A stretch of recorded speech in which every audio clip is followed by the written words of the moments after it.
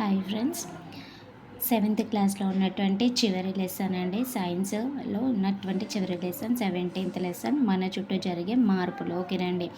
నిర్ణీత కాల వ్యవధిలో జరిగే సంఘటనలను క్రమానుగతంగా పునరావృతమయ్యే సంఘటనలని అంటాం. ఓకేనండి. అంటే కాల వ్యవధిలో జరుగుతుంది కాబట్టి క్రమానుగత సంఘటనలు. ఓకేనండి. భౌతిక మార్పు, వీటిని ఏమంటామండి? భౌతిక మార్పు అని కూడా అంటాము. ఆకారం అది కాదండి. ఆకారం, పరిమాణం, రంగు, స్థితిలో మార్పు వస్తే దాన్ని భౌతిక మార్పు అంటామండి. ఓకేనా. ఆకారంలో, పరిమాణంలో, రంగులో, స్థితిలో మార్పు వస్తే భౌతిక మార్పు. ఇందులో కొత్త పదార్థాలు అనేవి ఏర్పడవు.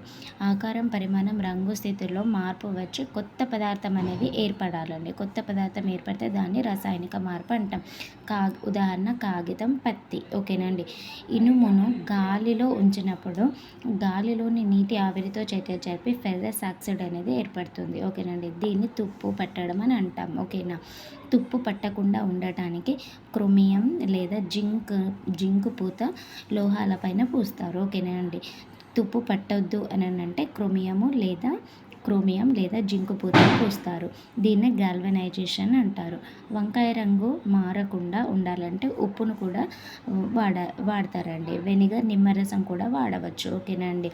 విటమిన్ సి కూడా రంగు మారకుండాను చేస్తుంది. ఒక పదార్థ అంశాల్లో వచ్చే మార్పును రసాయనిక మార్పు అంటారు. ఓకేనండి. ఉదాహరణకి వెనిగర్ ప్లస్ వంట సోడా, ఇవి రెండింటిని కలిపితే కార్బన్ డైఆక్సైడ్ ప్లస్ ఇతర పదార్థాలు అనేవి ఏర్పడతాయండి. కార్బన్ డైఆక్సైడ్, సున్నపు నీరును కలిపినప్పుడు కాల్షియం కార్బోనేట్ ప్లస్ నీరు అనేది ఏర్పడుతుంది. కర్పూరం మండించడం అనేది ఒక రసాయనిక మార్పు అండి. ఓకేనండి. కర్పూరంని మండిస్తే అది ఏంటండి? రసాయనిక మార్పు. ఆవిరిగా మార్చి కానీ వేడి చేసి కానీ ద్రావణాల నుండి ఘన పదార్థాలను వేరు చేసే ప్రక్రియను స్ఫటికీకరణం అంటామండి. ఓకేనండి. ఘన పదార్థాలను వేరు చేయడం. ఓకేనా.